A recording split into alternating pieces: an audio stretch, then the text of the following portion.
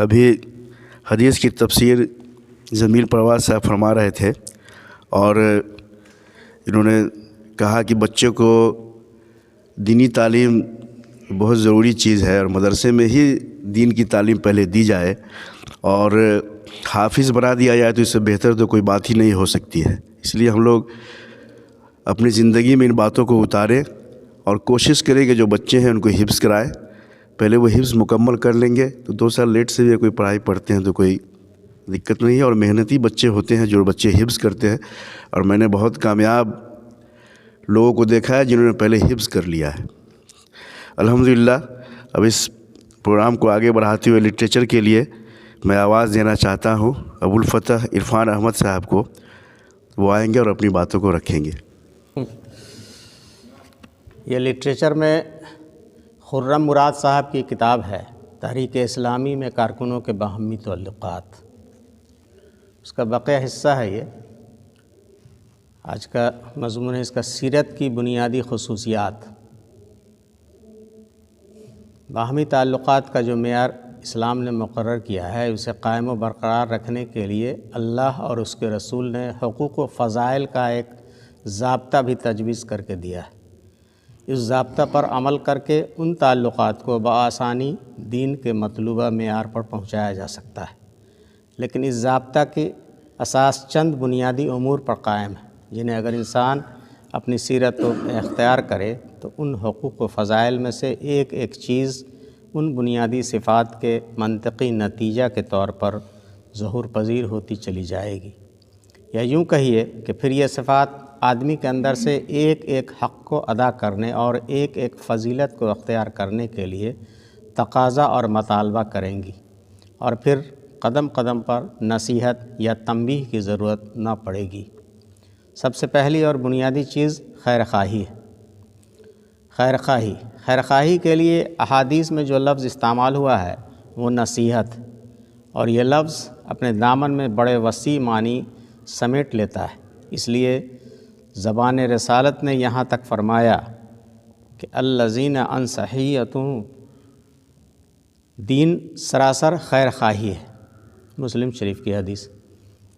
پھر مزید تشریح کے طور پر ان کے نام شمار کرائے گئے جن کے ساتھ خیر خواہی مطلوب ہے،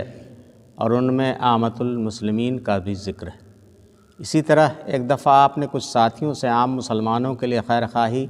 نصیحت کی بیعت کی۔ مسلمانوی معنی کی روشنی میں اس لفظ کا مفہوم یہ ہے کہ تعلق میں کھوٹ نہ ہو۔ دوسرے الفاظ میں ہم اس صفت کو اس طرح متعین کر سکتے ہیں کہ آدمی کے اوپر ہمیشہ اپنے بھائی کی بھلائی و بہتری کی فکر غالب رہے، اسی کی بہتری کے لیے سرگرداں ہو اور ہر پہلو سے اس کو فائدہ پہنچانے کے لیے کوشش کرے، اس کا کوئی نقصان اور کوئی تکلیف گوارا نہ ہو، اور دنیاوی یا دینی جس پہلو سے اس کو مدد پہنچا سکتا ہو اس کی کوشش کرے۔ اس خیر خواہی کا اصل معیار یہ ہے کہ وہ اپنے بھائی کے لیے وہی کچھ پسند کرے جو اپنے لیے پسند کرتا ہے، اس لیے کہ آدمی خود کبھی اپنی ذات اور اپنے نفس کا برا نہیں چاہ سکتا، بلکہ وہ اپنے لیے زیادہ سے زیادہ نفع، بھلائی اور بہتری کے لیے کوشاں رہتا ہے۔ وہ اپنے نفس کے حقوق میں کمی گوارا نہیں کر سکتا،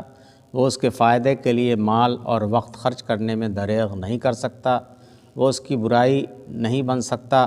وہ اس کی بے عزتی گوارا نہیں کر سکتا، اور وہ اس کے لیے زیادہ سے زیادہ رعایت کا طالب ہوتا ہے۔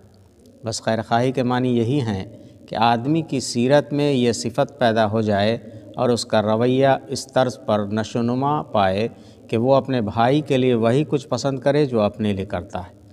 مومن کے کردار کی اس صفت کو رسول خدا صلی اللہ علیہ وسلم نے ایمان کی ایک لازمی شرط ٹھہرایا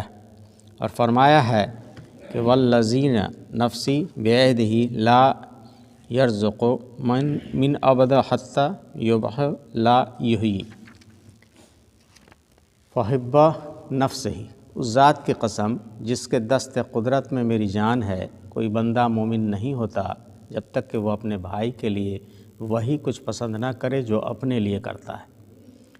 پھر اسی طرح ایک مسلمان کے دوسرے مسلمان پر جو کچھ اہم حقوق بنائے گئے ہیں ان میں اس خیر خواہی کو اس طرح بیان کیا گیا ہے کہ وہ اپنے بھائی کی خیر خواہی کرے، خواہ وہ غائب ہو یا موجود ہو، اور دوسری حدیث میں یہی بات یوں کہی گئی ہے کہ مسلمان کے مسلمان پر 6 حقوق ہیں، ان میں سے ایک یہ ہے کہ وہ اس کے لیے وہی چیز پسند کرے جو اپنے لیے کرتا ہے۔ آگے چل کر ہم دیکھیں گے کہ خیر خواہی کی یہ صفت اپنے دامن میں کتنے حقوق و فضائل سمیٹ لیتی ہے جو براہ راست اس کے لازمی تقاضے کے طور پر وجود میں آتے ہیں۔ ماشاء اللہ، الحمدللہ، بہت اچھے سے آپ لوگوں نے سنا، لٹریچر بھی بیان کیا گیا، ساری چیزوں کو رکھا گیا۔ انشاءاللہ تعالی ہر اتوار کی طرح اگلے اتوار کو بھی ہم لوگ اسی وقت میں حاضر ہوں گے، اور ایک دو چیز کا خیال رکھنا ہے کہ شروعات میں جو حاضری بن جاتی ہے وہ بنی رہے، پھر بعد میں آنے والے لوگ بعد میں اپنا حاضری بنا لیں گے، چونکہ جب پروگرام چلتا رہتا ہے تو بیچ میں کچھ ڈسٹربنس ہمیں لگتا ہے ایسا ہو جاتا ہے، نہیں ہونا چاہیے۔ پروگرام کو ختم کرنے کا اعلان کیا جاتا ہے۔ وآخر دعوانا الحمدللہ۔